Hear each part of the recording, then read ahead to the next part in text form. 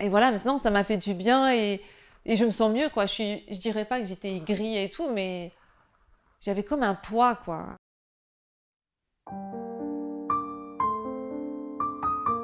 Bonjour, je m'appelle Dounia, donc j'ai bientôt 44 ans, dans 2 jours.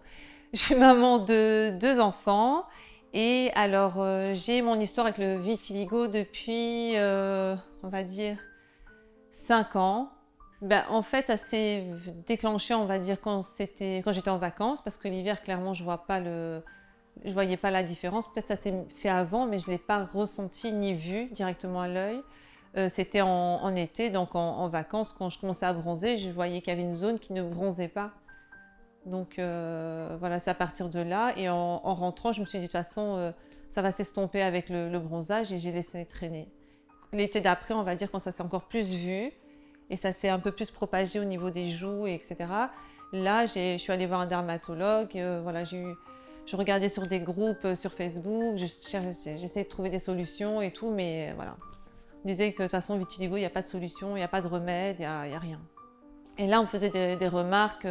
Ah, t'as mal appliqué ton fond de teint, t'as une tache blanche, ou t'as mis l'anticerne là, ou là, ou... Voilà, des zones qui ne sont pas possibles. Là, je commençais vraiment à sentir comme pas un mal-être, mais être complexée en fait. Et donc, j'essayais de camoufler, bien sûr, avec toutes les solutions possibles qu'on a dans le commerce, entre guillemets. Tout ce qui est fond de teint, quoi, fond de teint. Donc, j'avais 2 fonds de teint, un plus foncé pour les taches, un plus clair pour les autres taches, quoi, pour la peau normale, on va dire. Je ne pouvais pas sortir de chez moi sans fond de teint. C'était impossible. Et donc j'essayais d'estomper au maximum, mais voilà, par moments j'étais orange, voilà, c'était pas naturel. Moi, mon rêve, c'était de sortir après sans fond de teint, quoi. Je complexais, quoi, et j'avais l'impression qu'on regardait que ça. Ou même quand on me parle, je vois que les gens ils ne fixent pas mes yeux, mais ils regardent mes taches, je le vois, quoi. Donc le regard des gens, oui, c'est clair que on vit même si c'est pas bien dire à travers le regard des gens, mais on est obligé, quand on est confronté à ça, la société veut voilà, que ça se passe comme ça, quoi. Même si on a une carapace en béton, voilà. Après, quand on est touché physiquement, et en plus, quand c'est au visage, je trouvais... Quand c'est une partie du corps qui est cachée, ça m'aurait pas dérangé, sincèrement. Mais le visage, voilà, c'est la carte d'identité, quoi. Donc, la carte de visite avec les gens, avec plein de choses, quoi. Donc... Et j'ai une amie à moi justement qui avait vu une fois une formation qui allait être faite ici concernant justement tout ce qui était traitement de cicatrices et il y avait le mot magique, vitiligo. Donc voilà, elle m'a tout de suite envoyé le post, elle m'a dit Dounia, regarde, ils traitent du vitiligo et tout, peut-être que c'est une solution pour toi et voilà. Et donc j'ai envoyé un message et voilà. Je suis venue quand Carole faisait la formation. Donc avant de venir, c'était...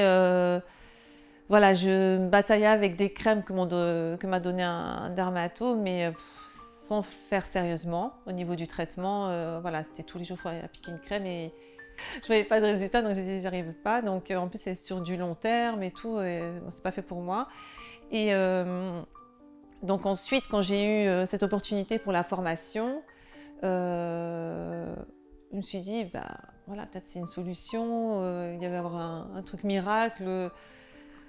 D'un côté, je me disais, il va y avoir un truc miracle, mais d'un autre côté, je me disais, il ne faut pas que je m'attende à des trucs de malade parce que on m'a dit qu'il n'y a pas de traitement, quoi. Et c'était un peu dans le flou total, mais bon, quand j'avais vu certaines photos au niveau des cicatrices, comment ça avait été, on va dire, réparé, entre guillemets, au niveau des cicatrices, des vergetures et tout ça, je me suis dit, bon, on va voir. Je suis venue à la première séance de la formation. Donc, Carole m'avait pris comme modèle pour faire une partie du visage et l'autre partie par les élèves, par les étudiantes. Bah déjà, quand je suis rentrée, je voyais que ça retintait les taches. Et c'est mon mari qui m'a dit, il fait, ça va mieux? Je fais oui, oui, oui. Et déjà, j'avais le sourire, quoi, j'avais le smile et tout. Il a vu que déjà en moi, il y avait eu intérieurement, il y avait comme un changement, quoi. C'est un cap qui était passé. Mon mari autour de moi me dit, punaise, changement, ça se voit.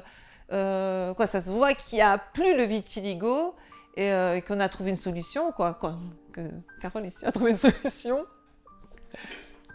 Non, voilà, je disais que c'était une personne vraiment qui prenait en compte les besoins, en tout cas, de la personne, de sa patiente, et vraiment essayer de trouver la solution. Je pense que c'est une perfectionniste de ouf, donc elle essaie vraiment de trouver la solution, la teinte qu'il faut.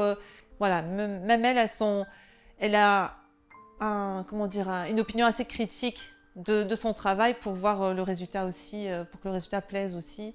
Et donc voilà, ça touche aussi quoi, je veux dire, la personne quand on voit qu'on s'occupe bien d'elle et qu'elle est entre de bonnes mains, quoi.